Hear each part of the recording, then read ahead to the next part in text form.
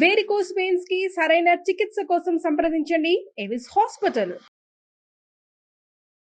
నమస్కారం గురుగారు. శ్రీమాత్రేనమః. గురుగారు, ప్రతి మనిషి జీవితంలో కష్టాలు సుఖాలు కామన్ గా ఉంటూ ఉంటాయండి.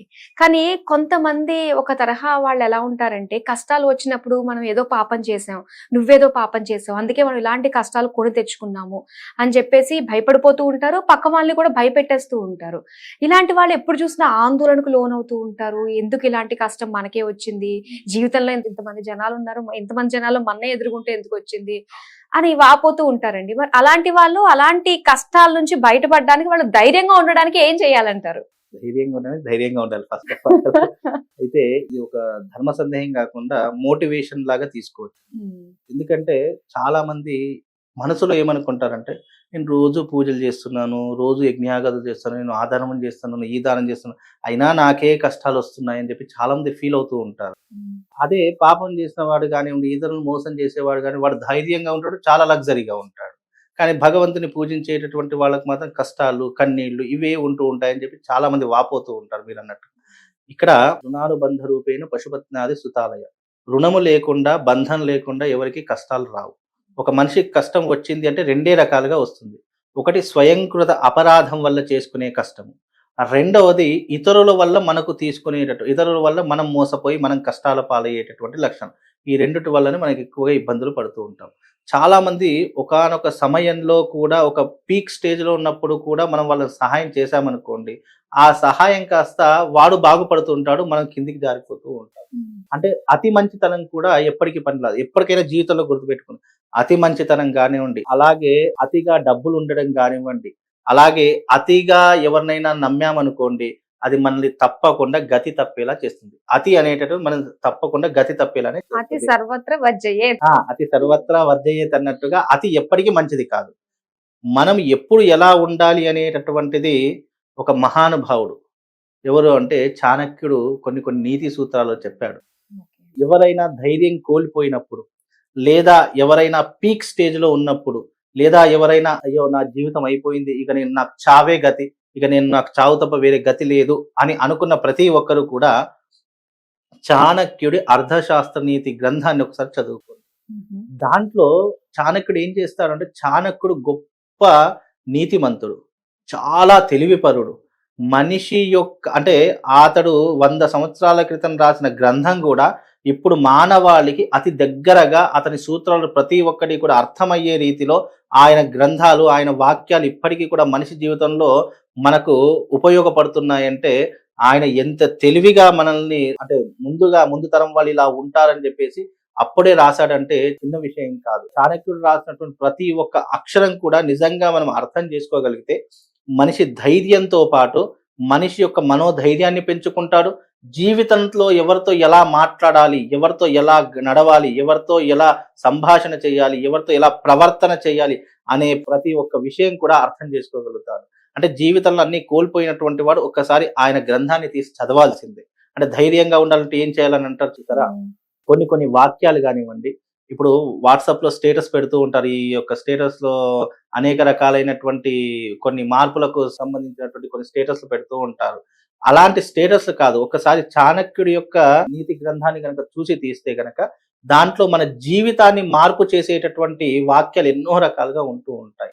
అంటే ఇప్పుడు నేను ఒక మంచి స్థానంలో ఉన్నానండి, నాకు తెలిసినటువంటి ఒక వ్యక్తి చాలా ఇబ్బందులు పడుతున్నారు. అతనికి అయ్యో పాపము నేను సహాయం చేద్దాం కదా అని అనుకుని అతనికి సహాయం చేశాను అనుకోండి, ఏమవుతుంది అంటే సహాయం మీన్స్ నా దగ్గర డబ్బులు లేవు, నేను ఎక్కడి నుంచో డబ్బులు తీసుకొచ్చాను, అంటే నాయన నీకు ఈ డబ్బులు ఇస్తున్నాను, నేను అప్పు తీసుకొని ఇస్తున్నాను, నువ్వు మంచిగా అయినప్పుడు ఆ అప్పును తీర్చేసేయు, కాబట్టి నీ మంచి కోసం నేను ఇది ఇస్తున్నానని చెప్పేసి అన్నాను అనుకోండి, ఏమవుతుంది, మనం ఇక్కడ నుంచి అప్పు తీసుకొచ్చాం, మనం ఇతనితో బాగానే ఉంటాం, ఇతను కూడా మంచి డబ్బులతో మంచి వ్యాపారం చేస్తాడు, మంచి లాభాలను సంపాదిస్తాడు. అప్పుడు అతని దగ్గరికి వెళ్ళి మనం ఏదైనా అడిగామనుకోండి, ఏమంటాడంటే నువ్వు చేయడం వల్ల కాదు, నా యొక్క సొంత తెలివితేటలతో నేను పైకి వచ్చానని చెప్పేసి మనము అందరినీ తల ఎత్తుకొని తిరుగుతూ ఉంటాడు.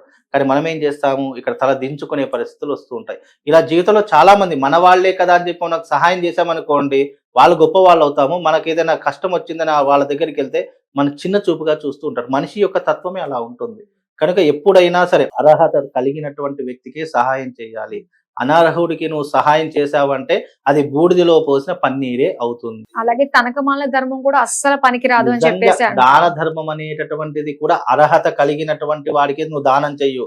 నువ్వు అనర్హుడికి దానం చేశావు అని అంటే అది తాగడానికో, తందనాలకో, లేదంటే వ్యసనాలకో అదంతా కూడా ఖర్చు చేస్తాడు. అలా నువ్వు ఇవ్వడం కూడా నీకు పాపమే అవుతుంది తప్ప పుణ్యం అనేటటువంటిది రాకుండా పోతుంది. కాబట్టి తలకు మించిన భారము, తలకు మించినటువంటి విధానాలు ఎప్పుడైతే మనం తలెత్తుకుంటామో అది మనల్ని అతపాతాలను తొక్కేస్తుంది.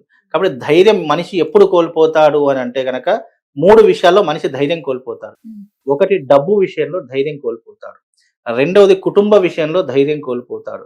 మూడవది మానసిక స్థైర్యం, అంటే మనం చేసేటటువంటి వృత్తిలో గాని, లేదు అనంటే గనక ఒక అమ్మాయి విషయంలో గాని ఆ మనిషి ధైర్యాన్ని కోల్పోతాడు. ఈ 3 విషయాల్లోనూ మనిషి ధైర్యాన్ని కోల్పోతాడు. ఇక మిగతా విషయాలు ఏదున్నా కూడా ఎదుర్కొనే శక్తి భగవంతుడు మానవుడికి ఇచ్చాడు.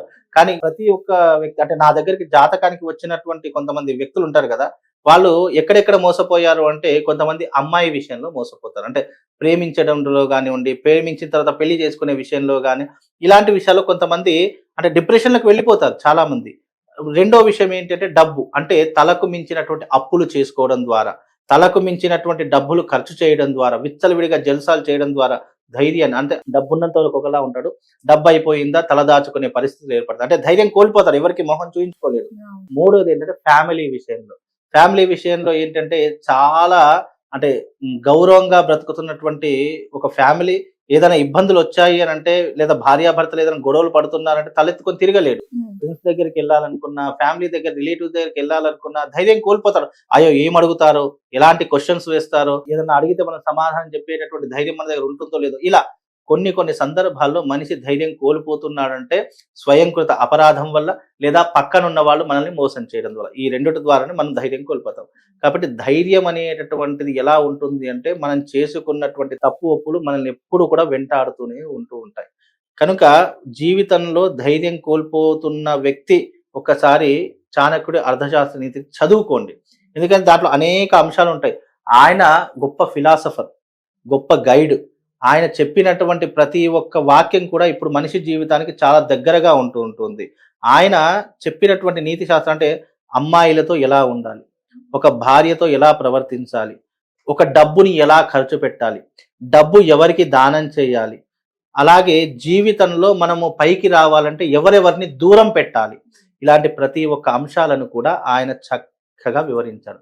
కాబట్టి నీకు ధైర్యం కావాలి అంటే, నువ్వు జీవితంలో ధైర్యం కోల్పోయి అయ్యో నా జీవితం అయిపోయింది కదా అనుకున్న స్టేజ్లో నువ్వు ఉన్నప్పుడు చాణక్యుడి గ్రంథం చదువు. నీకు నేను చెప్పవలసిన సలహా ఏముండదు, ఆ గ్రంథంలో నుంచే నీకు కొత్త జీవితం ఏర్పడుతుంది. నీ జీవితాన్ని మార్పు చేసుకోవాల్సినటువంటి పరిస్థితి ఏర్పడదు. ఎందుకంటే ఒక్కసారి ధైర్యం కోల్పోయాడు, ప్రాణాలు తీసుకునేంత స్టేజ్లోకి వెళ్ళాడంటే, మళ్ళీ అతడు గెట్టాన్ అవుతున్నాడు అని అంటే, ఒక్కసారి ఒక స్టేజ్కి వచ్చాడంటే ఇక జీవితంలో ఆ వ్యక్తి మోసపోవడం కానివ్వండి, ఆ వ్యక్తి మళ్ళీ కృంగిపోవడం కానీ జరగదు. ఎందుకంటే ఆ హృదయం ఒక బండలా మారిపోతుంది. ఇక ఆయనకు మంచి చెడులు అనేటువంటి తారతమ్య భేదాలు ఉండవు. నా జీవితం ఇంతే, నేను ఈ సర్కిల్లోనే ఉండాలి, దీన్ని అవుట్ ఆఫ్ ది బాక్స్ వెళ్ళకూడదని నిర్ణయించుకుంటాడు. కాబట్టి మీరు ధైర్యంగా ఉండాలంటే, నాకు తెలిసినటువంటి, ఎందుకంటే నేను చాలా మంది దగ్గర నుంచి విన్నాను, ఏంటి అంటే ఒక మనిషి ఒక ఉన్నత స్థాయికి వెళ్ళాలంటే కొన్ని పుస్తకాలు అతని జీవితాన్ని మార్చేస్తూ ఉంటాయి. అలాంటి పుస్తకాల్లో ధైర్యంగా ఉండడానికి నువ్వు ఏం చేయాలంటే, చాణక్యుడి అర్థనీతి శాస్త్రాన్ని నువ్వు ఒకసారి గమనించు, ఒక పేజీని తిరిగేయు.